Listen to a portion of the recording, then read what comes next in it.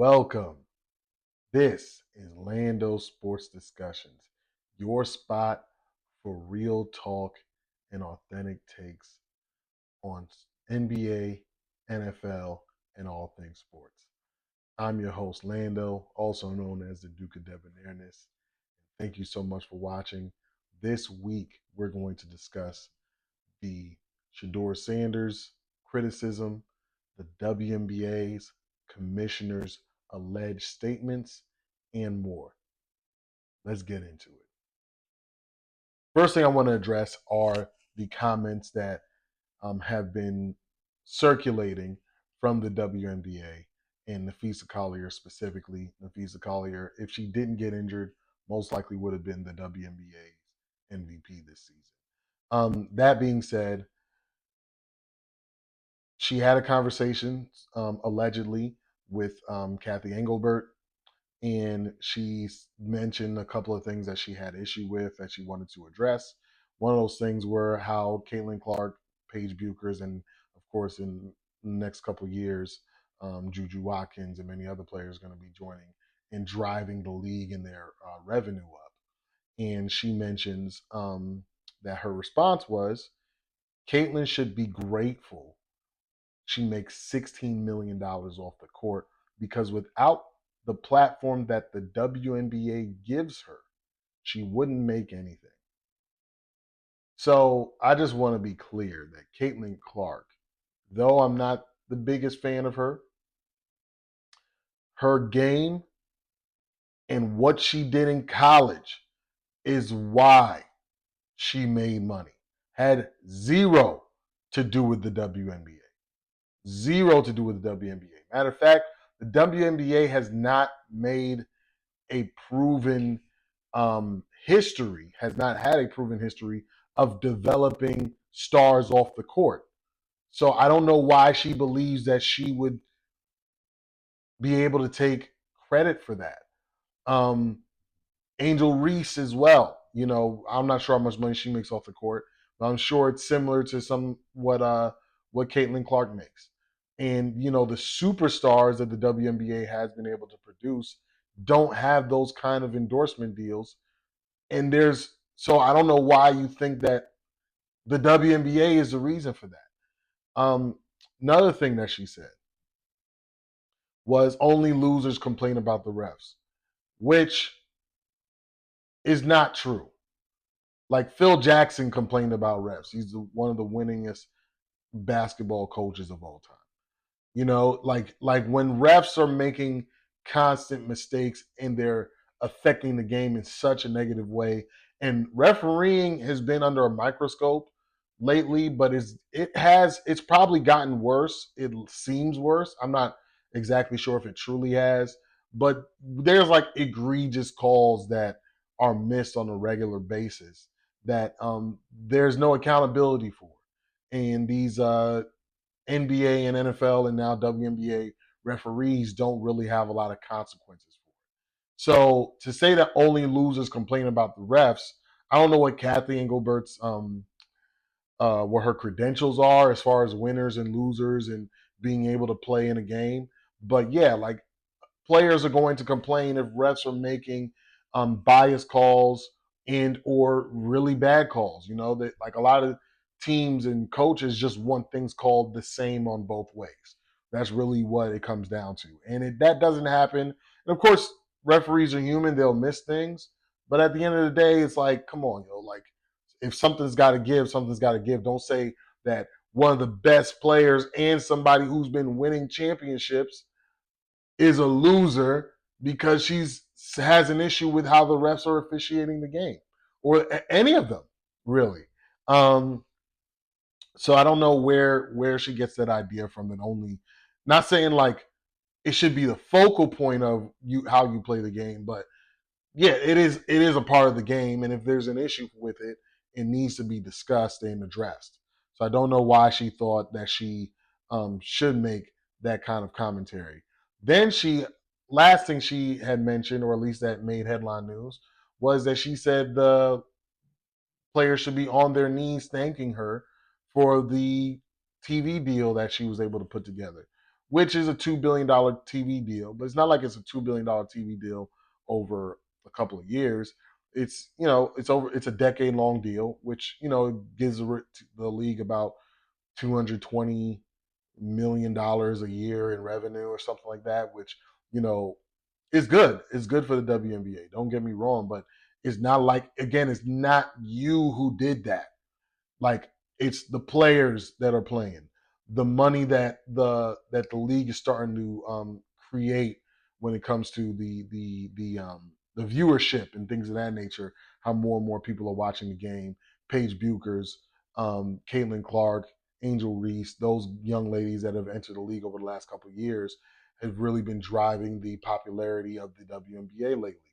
So the fact that they're only making you know 50, 60,000 a year or something like that, that should be addressed. Not like, oh, they should be thankful. This is one of those things where it seems like it seems very Donald Sterling. You remember, like, Donald Sterling, he was like, "Oh, I give them cars and I give them, or and I pay for their salaries and their houses." Or I'm paraphrasing here because it was so long ago, I don't remember exactly what he said. But that's what the vibes are that are being given. It's like, "Oh, I'm the reason why they have this," and it's like, "No, you're not the reason. Anybody could have been in that commissioner spot and done that, but for some reason, you feel like you should take credit because." A league that you had nothing to do with starting. It's not like she started the league. It's not like she put her money up for the league to be created.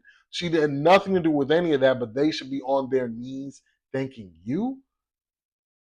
Like, what are you talking about? And of course, the majority of the WNBA are black people and black players and black athletes, and so it looks like a racial thing.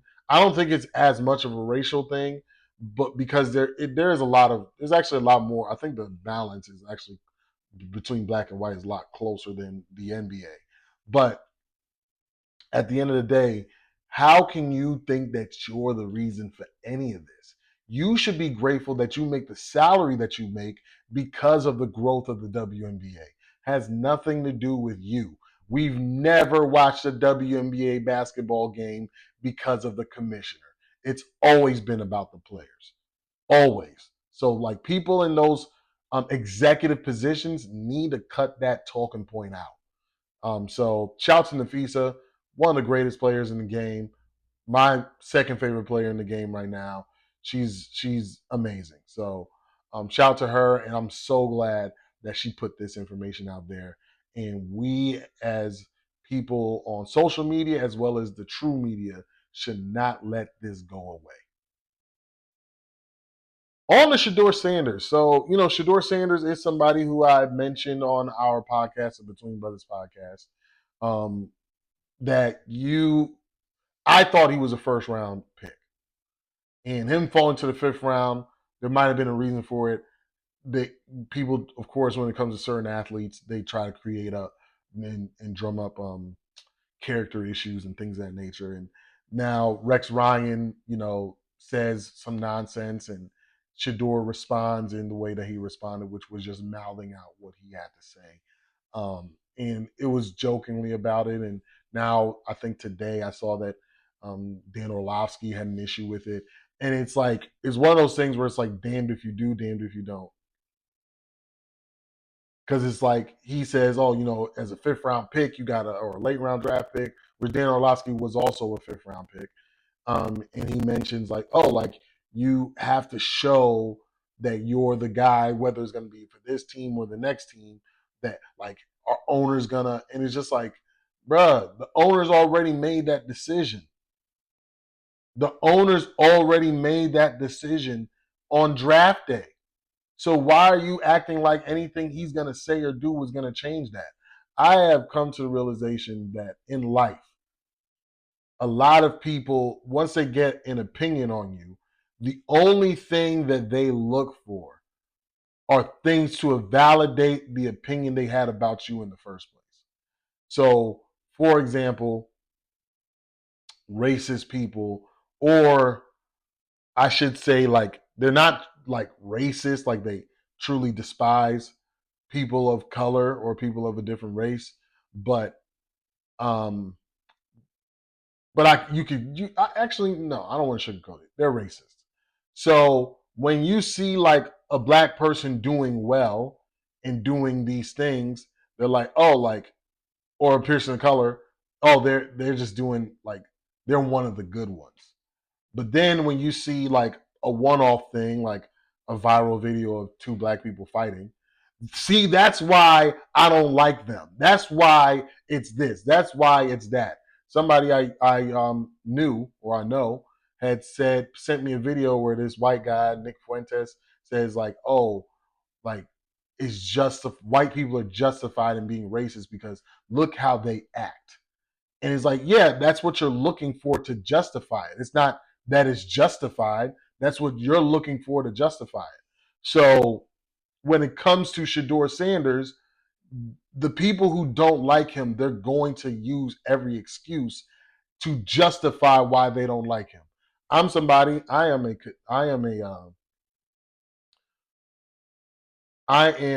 Kevin Durant hater. I've admitted that several times on my podcast. But the thing is, I don't say like I'm a hater, like I hate everything he does. I just don't like the guy.